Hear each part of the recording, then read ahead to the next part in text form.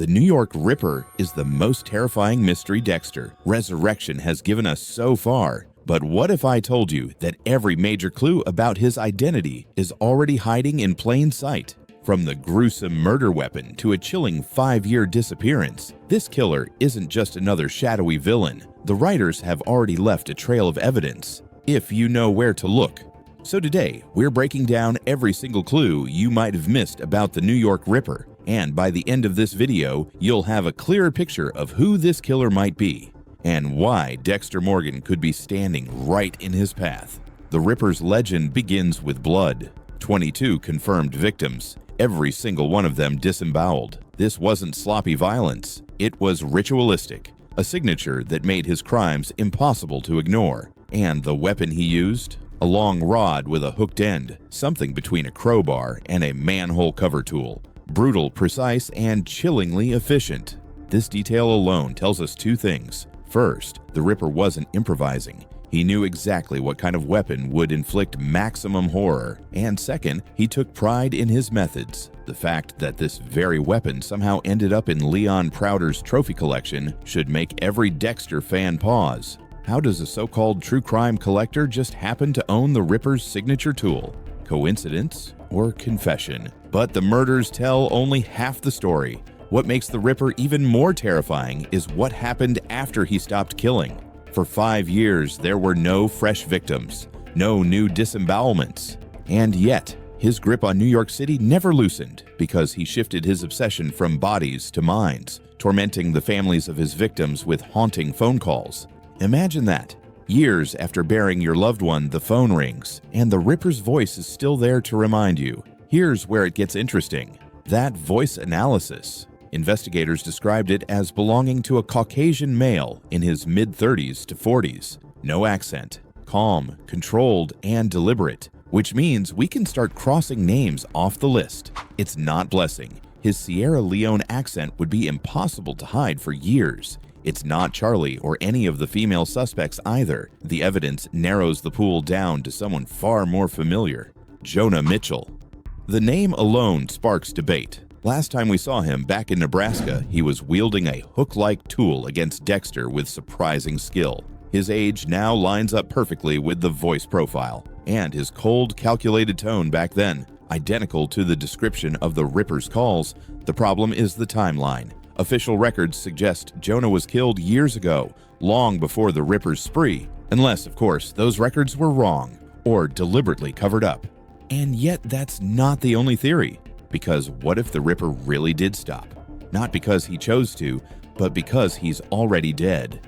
Think about it. Those phone calls could easily be pre-recorded, set to play on certain dates. No slip-ups, no traceable details, just a ghost haunting his victims from beyond the grave. If that's true, the real question becomes, who's sending them? An accomplice? A successor?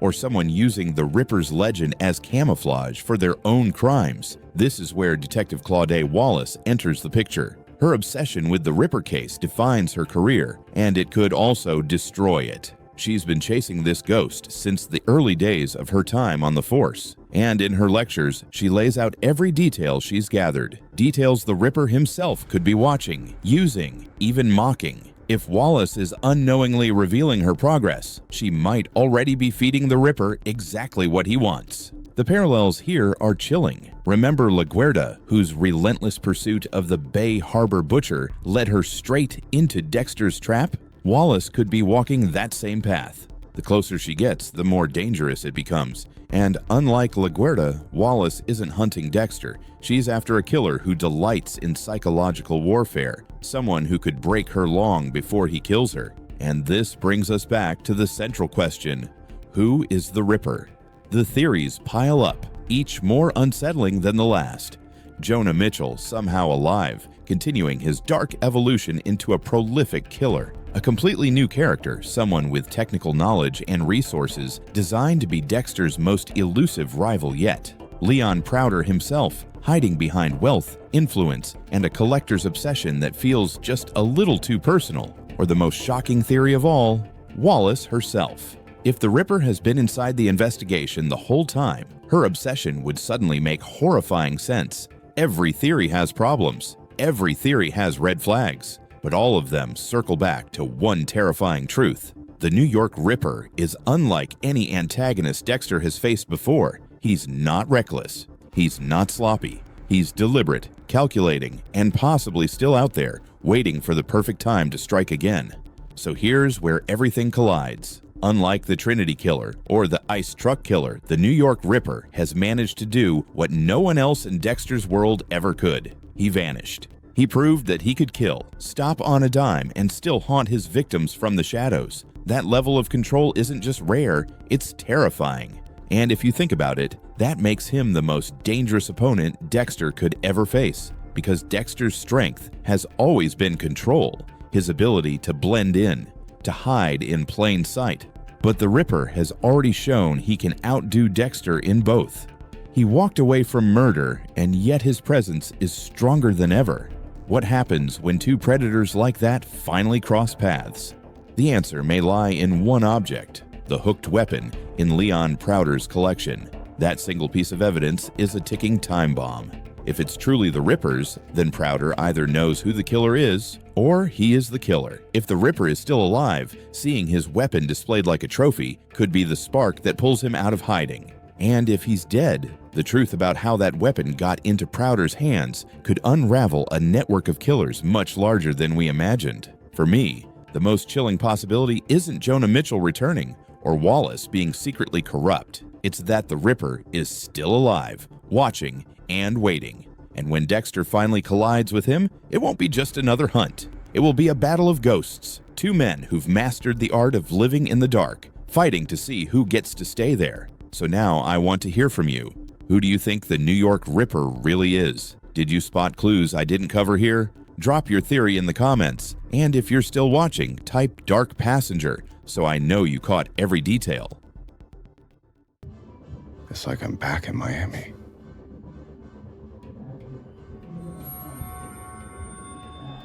Batista. Angel!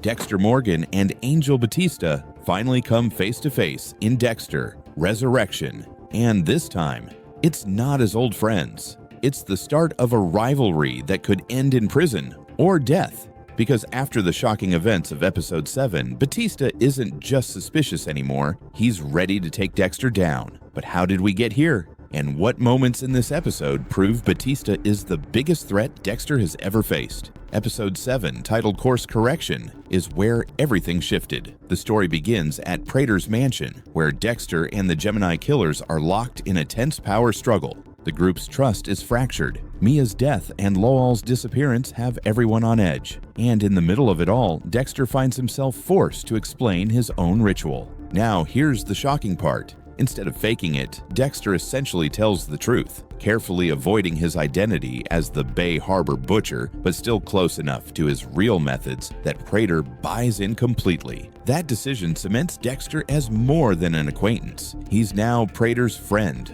a dangerous connection that gives him protection, but also draws even more suspicion. At the same time, Batista's storyline begins to flare up. He's watching Dexter closely, connecting dots that have been left dangling since Miami. And while Dexter thinks he's still 2 steps ahead, Batista has already started laying traps, planting AirPods in Dexter's car to track him, listening, waiting, and preparing for the moment of truth. This is where things get emotional, because fans remember Batista as the loyal friend, the warm presence at Miami Metro, the man who always had Dexter's back. He was one of the few who actually cared about Dexter as a person. But now, that loyalty has been burned away. Batista has become something else, a relentless hunter. What makes it even more powerful is the motivation. Batista isn't in this for personal glory. He's carrying the weight of everything that went unsolved in Miami. The Bay Harbor Butcher case, Laguerta's suspicions, the betrayals,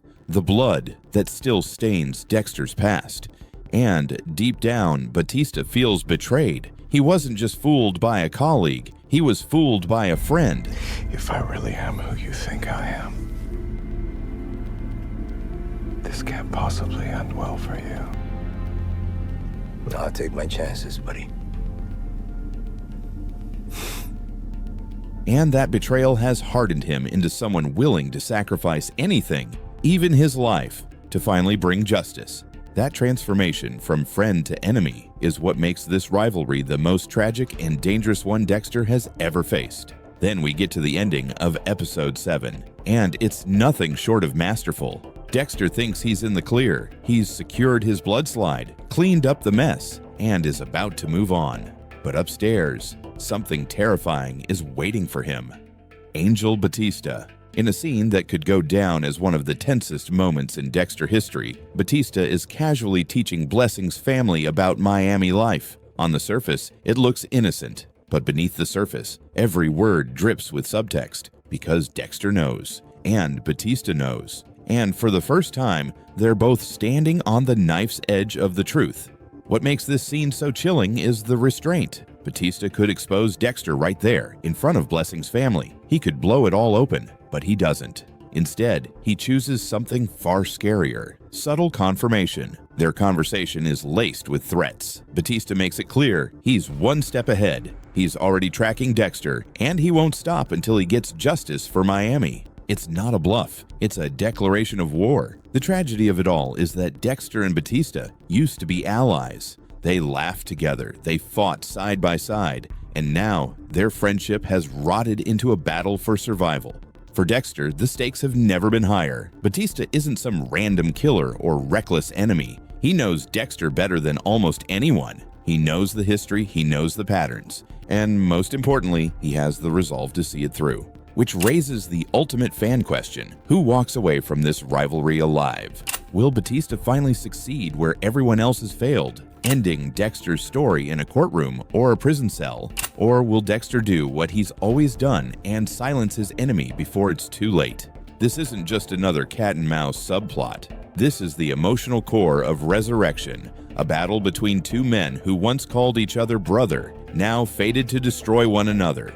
What episode 7 makes clear is that Batista isn't a side character anymore. He's the storm that's been building in the background for years. And now, it's finally breaking. This isn't like Trinity, where Dexter fought a monster unlike himself. It isn't like Miami Metro, where suspicion always fizzled out. This is personal. This is justice versus survival, loyalty turned lethal. And for the first time, Dexter is staring down an enemy he can't manipulate, charm, or outthink. Batista has nothing to lose and everything to prove. And that's why this rivalry might be the most powerful storyline in Dexter history. Not because of the kills, not because of the secrets, but because of the tragedy. Two friends, two brothers, and only one of them can survive what's coming. So ask yourself, will Dexter finally lose to the one man who knows him best? Or is Batista destined to become just another bloodslide in the box? What do you think? Will Batista finally take down Dexter, or will Dexter add his old friend to the collection? Drop your theories in the comments below. And if you're still watching, type Dark Passenger, so I know you're part of the real fans who want to see this rivalry through to the end. Charlie isn't just suspicious. All signs point to her knowing exactly who Dexter really is. And if that's true, then her next move could decide whether he lives or dies. Because when someone with Charlie's skills sees through your disguise, it's not a question of if she'll act, it's when. But how could she possibly have figured it out? The answer lies in her background, her skills, and a trail of clues Dexter probably didn't even realize he left behind. From the start, Charlie isn't portrayed as your average bodyguard. She's a former special ops agent, now head of security for billionaire Leon Prater, a man obsessed with serial killers and their memorabilia. But Charlie's role isn't just to protect Prater, she's his fixer, the person who quietly solves problems with precision, efficiency, and a level of skill that makes her more dangerous than anyone else in the room. Her introduction tells us everything. She's sent to track down Ronald "Red" Schmidt, a rideshare driver killer terrorizing New York City. Red's motive is personal. After losing his father to suicide when the taxi industry collapsed, he blames drivers for his family's pain and kills them one by one. It takes Charlie 3 full weeks to find him. That level of effort means she would have studied him inside and out, his profile, his habits, his entire background. She delivers Prater's invitation to join the gathering of killers. Dexter gets to Red and kills him. Then Dexter takes Red's place, hoping to trick both Charlie and Prater into thinking he's the man she spent weeks hunting. And here's where the problem starts for Dexter. Charlie's skill set makes it almost impossible to believe she'd mistake him for someone else. The first clue: when Charlie searches Red's home, the first place she looks for his trophies is inside the air conditioning unit. That's not the most obvious spot unless you've seen it before. It's exactly where Dexter used to hide his own trophies back in Miami. The precision of that choice hints she may already know about his methods. The second clue: her disdain for killers is consistent and intense. She calls Red a psycho without hesitation. She kills Keith, the can clubber, with minimal provocation. She refuses to even be in the same room when Prater opens his vault of serial killer memorabilia, making a quick exit the moment it's mentioned. This isn't just professional detachment, it's personal disgust. The third clue: Charlie has access to tracking tech and a network of connections through Prater's empire. All guests at his dinner were given phones, and phones can be tracked. That means she could easily see that Red suddenly stopped going home, suddenly stopped killing, and suddenly started visiting one location over and over again: Dexter's. The fourth clue: she may already know Dexter by name. Blessing, his landlord and new friend, often greets him through a Ring camera, calling him Dexter, loud enough for anyone nearby to hear. For someone in Charlie's position, overhearing that would be enough to connect the dots. And then there's the bigger picture. Prater has Trinity's hammer and knows his kill pattern. He has memorabilia from some of the most infamous killers alive. He's wealthy enough to dig into anyone's past. If even Trinity's own family could figure out Dexter's real identity after Rita's murder, then it's hard to imagine Charlie and Prater, with their resources, wouldn't. It's not just about recognizing Dexter's face. It's about recognizing his pattern. Red's killing spree ends the moment Dexter takes over his identity. Red's home in New York sits untouched. The man she supposedly spent 3 weeks tracking never returns. For a woman with Charlie's level of precision, those are red flags you can't miss. So the question becomes, if Charlie knows, why isn't she saying anything? Here's where it gets interesting. Charlie's disgust for killers might be genuine, but Dexter isn't just any killer. As the Bay Harbor butcher, he kills other killers. That might make him useful to her. If she's as calculated as she appears, she could see Dexter as a perfect tool to clean up threats without getting her hands dirty. But that doesn't make him safe. The moment Dexter becomes a liability, Charlie has everything she needs to take him out: training, resources, and the element of surprise. This creates a dangerous balance. Both of them know the other is capable. Both are pretending to play along. But every shared glance, every conversation, every silence is loaded with the unspoken question: who will make the first move? For Dexter, the danger isn't whether Charlie can kill him, it's whether she's already planning to. And that's why Charlie may be the most dangerous person in Dexter's life right now. If you were in Dexter's shoes, would you confront her or keep playing along? Let me know in the comments, and don't forget to subscribe for more deep dives into Dexter Resurrection. Forever.